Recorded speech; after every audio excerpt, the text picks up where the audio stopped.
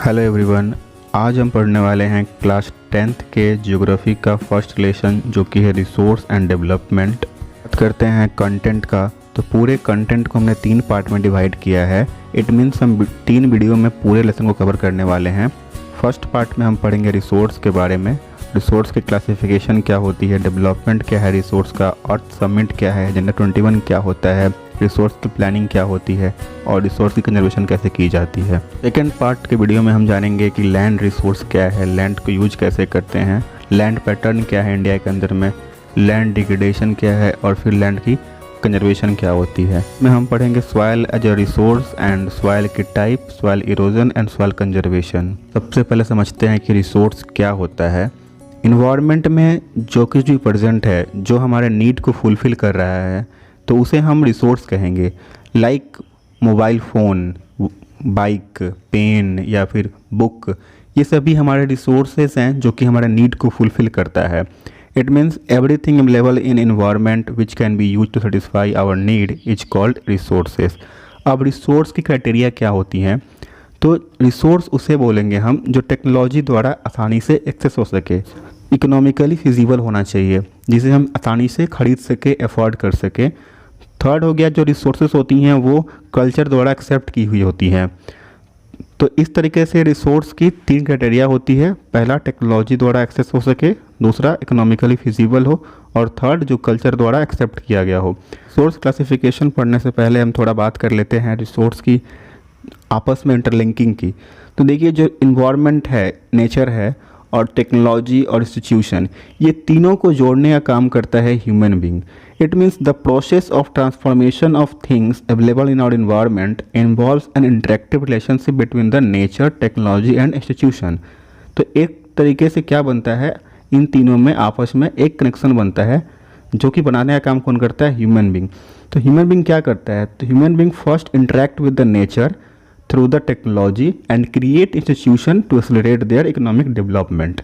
पहला काम क्या है ह्यूमन बीइंग का, विद द नेचर क्या करेगा, इंटरेक्शन करेगा थ्रू द टेक्नोलॉजी, देन क्या होगा, इंस्टीट्यूशन बनेगा और इससे इकोनॉमिकली डेवलपमेंट होगा।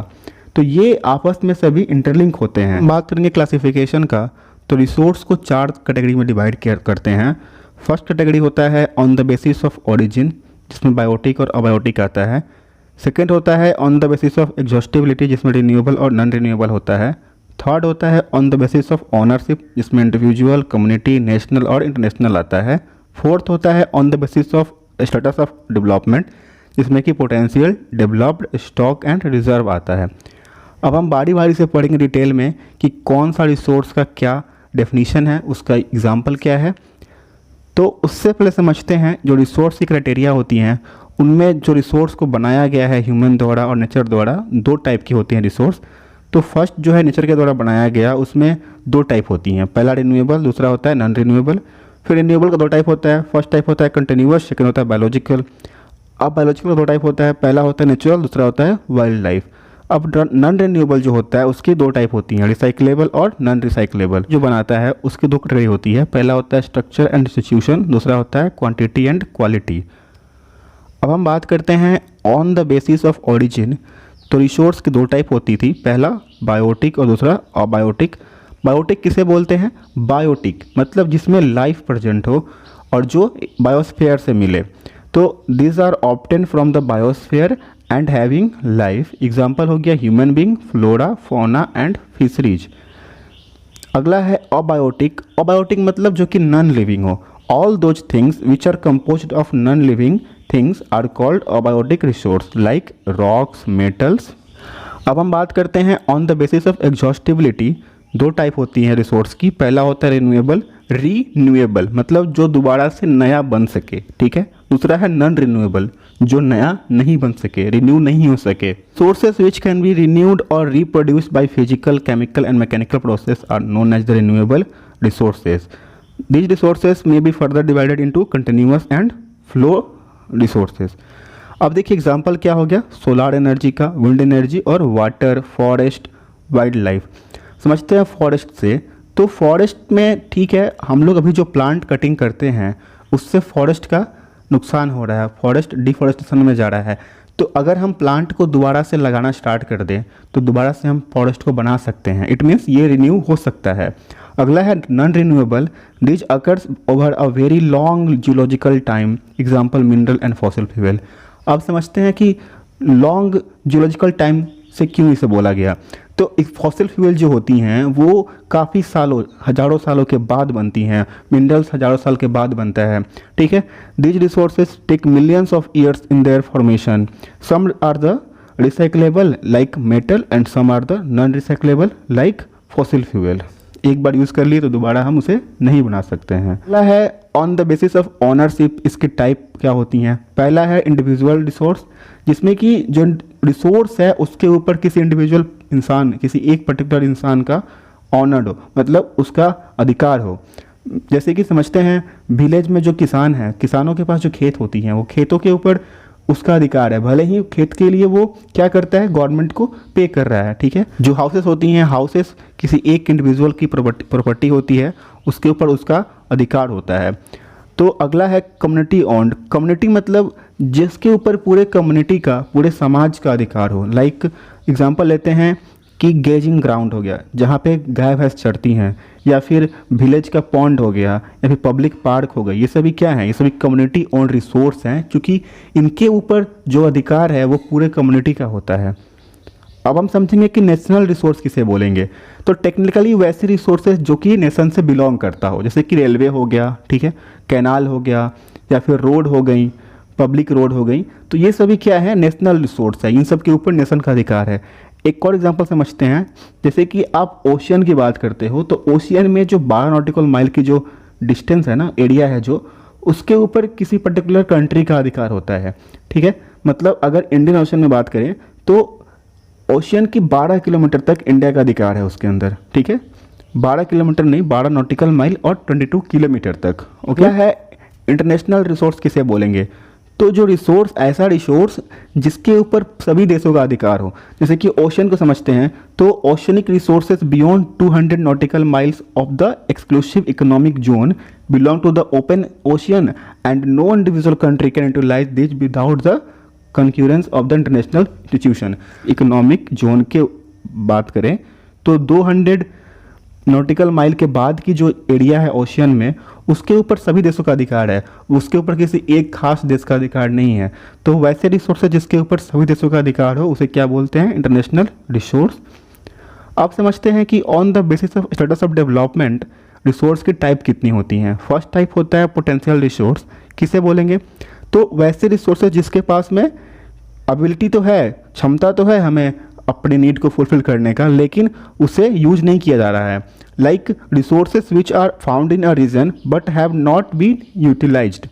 एग्जाम्पल हो गया western part of India, particularly Rajasthan और गुजरात की एरिया, जो कि विंड एनर्जी और सोलर एनर्जी को बनाने की क्षमता रखती है, but so far this have not been used और डेवलप्ड प्रॉपरली। क्लियर है। आगे समझते हैं डेवलप्ड रिसोर्स क्या होता है। तो resources which are surveyed and their quality and quantity have been determined for utilization. तो वैसे रिसोर्सेज जो कि डेवलप्ड है ऑलरेडी बोल सकते हो, या फिर जिसकी डेवलपमेंट जो है वो हम टेक्नोलॉजी के द्वारा यूज़ करके उसे हम हाई लेवल तक ले जा रहे हैं, ठीक है, उसे यूज कर रहे हैं हम। अगला है स्टॉक रिसोर्स किसे बोलते हैं। तो स्टॉक रिसोर्स का मतलब ये स्टॉक होना, मतलब कुछ जमा।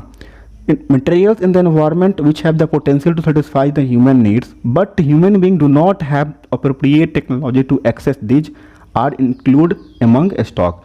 देखिए वैसे रिसोर्सेज जिसके पास एबिलिटी है, पोटेंशियल है कि ह्यूमन के नीड को सेटिस्फाई कर सके, बट ह्यूमन के पास अप्रोप्रिएट टेक्नोलॉजी नहीं है जिससे कि वो उसे यूज कर सके, रिसोर्स वो स्टॉक होते जा रही हैं। तो इसे क्या बोलोगे आप, स्टॉक रिसोर्सेज। एग्जाम्पल हो गया वाटर में अगर बात करें तो हाइड्रोजन और ऑक्सीजन होता है। तो हाइड्रोजन के पास एबिलिटी होती है कि वो मैक्सिमम एनर्जी को प्रोड्यूस कर सकता है, लेकिन हमें जिसको यूज करके हम इसको यूज करके हम उसकी एनर्जी को बना सके। आगे समझते हैं हम कि रिजर्व क्या होता है। तो रिजर्व भी एक तरह का स्टॉक ही है, जिसमें कि कैनबिसेस ऐसी हैं जो कि यूज़ नहीं हो रही हैं, इसको स्टोर किया जा रहा है फॉर द फ्यूचर रिक्वायरमेंट। जैसे कि वाटर रिवर की अगर बात करें तो रिवर की जो वाटर है उसे हम यूज कर सकते हैं for the hydro electric power, but presently it is not used, मतलब इसे अभी यूज नहीं किया जा रहा है। करेंगे डेवलपमेंट ऑफ रिसोर्स के बारे में, तो resources are vital for human survival as well as the maintaining of quality of life. देखिए जो रिसोर्सेज है वो ह्यूमन बीइंग के सर्वाइवल के जरूरी तो है, साथ ही साथ ये ह्यूमन की लाइफ की जो क्वालिटी है उसको भी बढ़ाता है। क्लियर। अगला है कि it was believed that resources are free gift of nature. ठीक है, जो रिसोर्सेज मिलती हैं हमें, हम लोग ऐसा मानते थे कि जो रिसोर्स है वो नेचर ने दिया है, ठीक, उसे अपने यूटिलाइजेशन के लिए, अपने फ़ायदे के लिए उसे डेवलप किया, उसको और अच्छा तरीके से बनाया ताकि उस रिसोर्स को अधिक अमाउंट में यूज किया जा सके। तो human being use them indiscriminately and this has led to a following major problem. इसके बाद ह्यूमन बीइंग ने क्या किया, उसे इनडिस्क्रिमिनेट तरीके से यूज़ किया, जिससे कि बहुत सारी प्रॉब्लम बनने लगी। फर्स्ट प्रॉब्लम क्या है, तो देखिए depletion of resources for satisfying the greed of a few individual. अब कुछ इंसान अपने खुद की लालच के लिए अगर कुछ करने लगे तो इससे क्या होगा, रिसोर्स का डिप्लीशन बढ़ जाएगा। सेकेंड है कि accumulation of resources in a few hand which in turn divided the society into two segment. अब ऐसा हो जाए कि रिसोर्स सिर्फ कुछ ही लोग के हाथ में चला जाए जो कि खुद का यूज़ करे, अपने के फायदे के लिए यूज़ करते हैं। इस तरह से क्या होगा कि जो सोसाइटी है उसको दो भाग हो जाएगा। पहला भाग में वैसे लोग हो जाएंगे जिनके पास रिसोर्सेज प्रेजेंट है, दूसरे भाग में जिनके पास रिसोर्स प्रेजेंट नहीं है। तो कुछ जिनके पास रिसोर्स प्रेजेंट है वो क्या बन जाएंगे, रिच, और जहाँ रिसोर्स नहीं है वो हो जाएंगे पुअर। तो इससे भी क्या होगा, रिसोर्स की डिप्लीशन हो जाएगी। अब बात करें डिस्क्रिमिनेशन का, तो डिस्क्रिमिनेट जो एक्सप्लोरेशन होता है रिसोर्स का, इससे ग्लोबल इकोलॉजिकल क्राइसिस होती हैं, जैसे कि ग्लोबल वार्मिंग हो रहा है, ओजोन लेयर डिप्लीशन हो रहा है, इन्वायरमेंट के पोल्यूशन को बढ़ रही है और लैंड डिग्रेडेशन हो रहा है। तो ये सभी समस्याएं हैं रिसोर्स का इनडिस्क्रिमिनेटली यूज़ करने से। अब हम आगे बात करते हैं, तो equitable distribution of resources has become essential for the sustainable quality of the life and global piece. जो लाइफ की जो क्वालिटी है वो लगातार बनी रहे और जो ग्लोबल पीस है वो भी बना रहे, इसके लिए ज़रूरी क्या है, तो जो रिसोर्स का जो बंटवारा है, डिस्ट्रीब्यूशन है, वो इक्वल हो, सब में इक्वल डिस्ट्रीब्यूशन हो रिसोर्सेज का। If the present trend of resource depletion by a few individual and countries continues, the future of our planet is in danger. जैसे कि अभी हो रहा है फिलहाल प्रेजेंट टाइम में कि रिसोर्सेज कुछ लोग के पास ही हैं, कुछ लोग ही यूज़ कर रहे हैं, कुछ कंट्री यूज़ कर रही है। इससे क्या होगा कि फ्यूचर में हमारे प्लेनेट के ऊपर बहुत ही खतरा होने वाला है। इसीलिए ज़रूरी क्या है, रिसोर्स की प्लानिंग करनी चाहिए ताकि सस्टेनेबल एग्जिस्टेंस हो सके सभी लाइफ का। ठीक है, कंपोनेंट ऑफ सस्टेनेबल डेवलपमेंट। अब हम बात करेंगे कि सस्टेनेबल डेवलपमेंट क्या है, सिर्फ समझेंगे कि सस्टेनेबल डेवलपमेंट होता क्या है, इसके बारे में सस्टेनेबल डेवलपमेंट गोल क्या है, सस्टेनेबल गोल क्या होता है, एक पर्टिकुलर वीडियो में हम इसके बारे में बात करेंगे। तो एक बार समझ लेते हैं थोड़ा सा बेसिक बारे में। सस्टेनेबल डेवलपमेंट क्या है, तो sustainable economic development means development should be takes place without damaging the environment and development in the present should not compromise with the need of the future generation. जो अभी present में जो resource है उसको use करना है without damaging environment, और develop भी करना है, और डेवलपमेंट ऐसे करना है जिससे कि जो फ्यूचर की जनरेशन है उनकी जो नीड है वो कंप्रोमाइज ना हो जाए। तो इसे हम क्या बोलेंगे, सस्टेनेबल डेवलपमेंट। बात करेंगे रियो डी जेनेरियो अर्थ समिट के बारे में, जो कि ब्राज़ील में हुआ था 1992 के अंदर। ठीक है, इसका मेन मोटिव क्या था, क्यों हुआ था, तो for the first international earth summit for the addressing urgent problems of environment protection and socio economic development at the global level. जो ग्लोबल लेवल की जो डेवलपमेंट है सोशियो इकोनॉमी, उसके बारे में बात किया गया, और जो इन्वायरमेंट की प्रोटेक्शन है उसको लेके बात किया गया इसके अंदर में। The assembled leader signed the declaration on the global climate changes and the biological diversity. उसमें जो लीडर लोग थे उन्होंने साइन क्या किया, तो global climate change and biological diversity के ऊपर उन्होंने साइन किया। अब आगे बात करें तो Rio convention endorsed the global forest principle and adopt agenda 21। तो अर्थ समिट में फर्स्ट टाइम एक नया एजेंडा पास हुआ, एजेंडा 21, जो कि इसका मेन गोल था सस्टेनेबल डेवलपमेंट को अचीव करना इन द 21st सेंचुरी। तो अब समझते हैं कि ये जो एजेंडा पास हुआ जिसका नाम था एजेंडा 21, ये क्या है। तो देखिए, it is the declaration signed by the world leader in 1992 at the United nation conference on the environmental and development. अगर हम बात करते हैं तो United nation conference on the environment and development, जिसे शॉर्ट में UNCED कहा जाता है, वहाँ पे इसको पास किया गया। ठीक है, इसका एम क्या था, इसका एम था ग्लोबल सस्टेनेबल डेवलपमेंट। जो सस्टेनेबल डेवलपमेंट है वो कहाँ ग्लोबल लेवल पे अचीव किया जाए। Agenda to combat environmental damage, poverty, disease through the global cooperation on common interest, mutual needs and shared responsibilities. ठीक है, जो कॉम्बैट इन्वायरमेंटल डैमेज है, पॉवर्टी है, disease through the global cooperation on common interest, इन सबको दूर करना इस एजेंडा का मेन मोटिव था, मेन एम था। One major objective of the agenda 21 is that every local government should draw its own local agenda 21।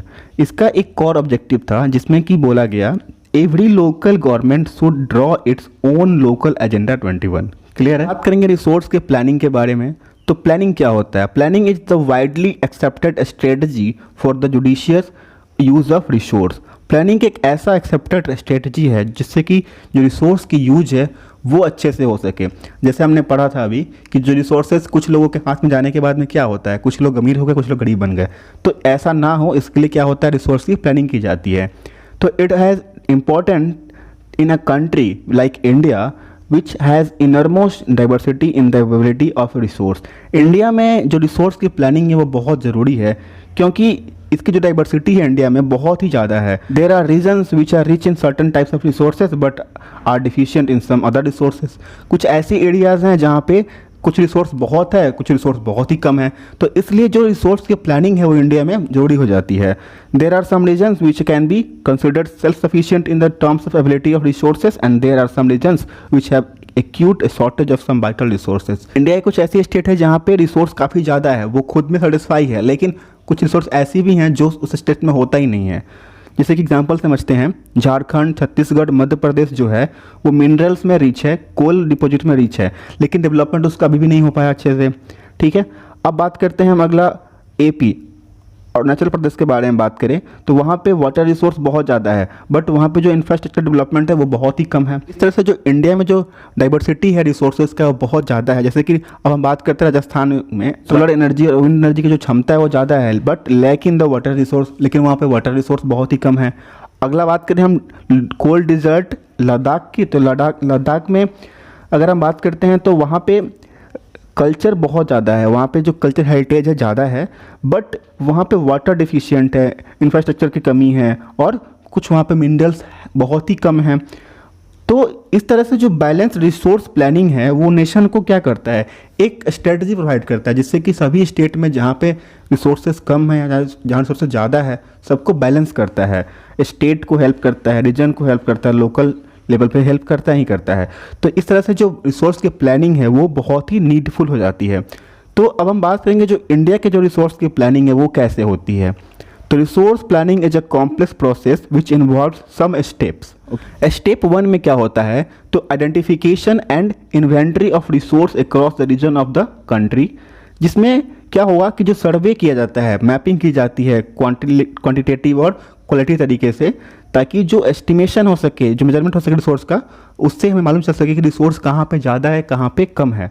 अगला है, अगर हम आइडेंटिफाई कर लिए रिसोर्स का तो अब उसे हम इवॉल्व करेंगे, एक प्लानिंग बनाएंगे। तो evolve a planning structure on with the appropriate technology, skill and institutional setup for the implementation resource development plan। उसके बाद में क्या करते हैं हम कि रिसोर्स के लिए एक अलग से प्लान बनाते हैं, कुछ जिसमें स्किल होती है, इंस्टीट्यूशन होती हैं, टेक्नोलॉजी होती है। इस तरह से हम एक प्लानिंग बना के अब डेवलपमेंट प्लानिंग करके रिसोर्स को डेवलप करते हैं। और थर्ड में क्या करते हैं, matching the resource development plans and overall national development plan. इसके बाद हम मैच करते हैं रिसोर्स के डेवलपमेंट प्लानिंग को विद द नेशन के पूरे डेवलपमेंट प्लान के साथ। तो ये रिसोर्स की प्लानिंग है इंडिया के अंदर में। फर्स्ट क्या है, आइडेंटिफाई करना, इन्वेंट करना। सेकंड उसमें कुछ टेक्नोलॉजी को, स्किल को और इंस्टीट्यूशन को इन्वॉल्व करना। और लास्ट में मैच करना रिसोर्स को with the national development plans. अब देख लेते हैं आगे। तो India has made concerned effort for achieving the goal of resources planning right from the first 5 year launched after independence. आज़ादी के बाद से ही इंडिया ट्राई कर रहा है, जो रिसोर्स की प्लानिंग कर रहा है ताकि जो रिसोर्स का डेवलपमेंट है वो हो सके। The availability of resources is necessary condition for the development of any region. जो रिसोर्स की एबिलिटी है वो नेसेसरी बन जाती है किसी भी कंट्री के लिए, किसी भी रीजन के लिए, ताकि जो उसका डेवलपमेंट है वो बढ़ सके। But mere ability of resource in the absence of corresponding changes in technology and institution may hinder development. There are many regions in our country that are rich in resources, but these are included in the economically backward region. हमारे देश में बहुत ऐसा state है जहाँ पे जो resources है बहुत ज़्यादा अमाउंट में प्रेजेंट है, लेकिन वो सारी जो स्टेट्स हैं वो क्या हो गई हैं, इकोनॉमिकली बैकवर्ड रीजन में चली गई हैं. On the contrary there are some region which have a poor resources base but they are economically developed. But कुछ ऐसी भी स्टेट्स हैं, ऐसी भी जगह है जहाँ पे रिसोर्स तो कम है लेकिन वो इकोनॉमिकली काफ़ी डेवलप्ड हैं. तो हमें इन सबको मैनेज करना होगा. History of colonisation reveal that rich resources in colonies were the main attraction for the foreign invader. हमारे पास जो टेक्नोलॉजी की कमी है और जो रिसोर्स की ज़्यादा है, तो अगर हम बात करते हैं पास्ट की, तो जो फॉरेन इन्वेंडर है वो इंडिया को क्यों लाइक करते हैं? क्योंकि इंडिया के पास जो रिसोर्स है बहुत ज़्यादा है, लेकिन इंडिया में टेक्नोलॉजी उतनी अच्छी नहीं है जिससे उसे डेवलप करके और एक अच्छे लेवल पे लाया जा सके. It was primarily the higher level of technological development of colonizing countries that helped them to exploit resources of other regions and establish their supremacy over the colonies. Therefore, resources that can contribute to development only when they are accompanied by appropriate technological development and institution changes. India has experienced all these in the different phases of colonization. जब colony बन रही थी ना India के अंदर में, तो बहुत सारी ऐसी फेज आई थी जहाँ पर रिसोर्स को डेवलप करने के बारे में बात किया जा रहा था. ठीक है, लेकिन टेक्नोलॉजी का डेवलपमेंट ना होने की वजह से ये जो डेवलपमेंट ऑफ रिसोर्स है वो नहीं हो पा रहा था. Therefore in India development in general and resource development in particular does not only involve the ability of resources but also technology, quality of the human resources and historical experience of the people. अब हम बात करेंगे conservation of resource के बारे में. तो resource का जो कंजर्वेशन है वो कैसे होता है समझते हैं. तो resources are vital for any developmental activity. देखिए, किसी भी एक्टिविटी को अगर बढ़ाना चाहते हैं आप, उसे यूज़ करना चाहते हैं, तो उसके लिए आपको रिसोर्स चाहिए. ठीक है, but irrational consumption and over utilisation of resources में lead to socio economic and environmental problem. लेकिन अगर हम किसी भी रिसोर्स को ज़्यादा यूज़ कर रहे हैं या उसे हम इरेशनल कंजप्शन कर रहे हैं, तो इससे क्या होने वाला है, जो सोशियो इकोनॉमिक डेवलपमेंट है या फिर जो इन्वायरमेंट की प्रॉब्लम है वो बढ़ सकती है. ठीक है, to overcome this problems resource conservation and various level is important. इसको बचाने के लिए क्या करना होगा, हमें रिसोर्स को कंजर्व करना होगा. ठीक है, तो this had been main concern of the leaders and thinkers in the past. जो हमारे पास्ट के लीडर हैं या थिंकर्स हैं, उन्होंने भी बहुत तरीके से रिसोर्स को कंजर्व करने के बारे में सोचा था. जैसे कि एग्जांपल समझते हैं गांधी जी से.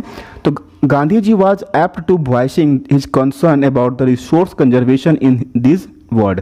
गांधी जी ने एक सेंटेंस कहा था जिसमें उन्होंने बोला था, there is enough for everybody's need and not for anybody's grid.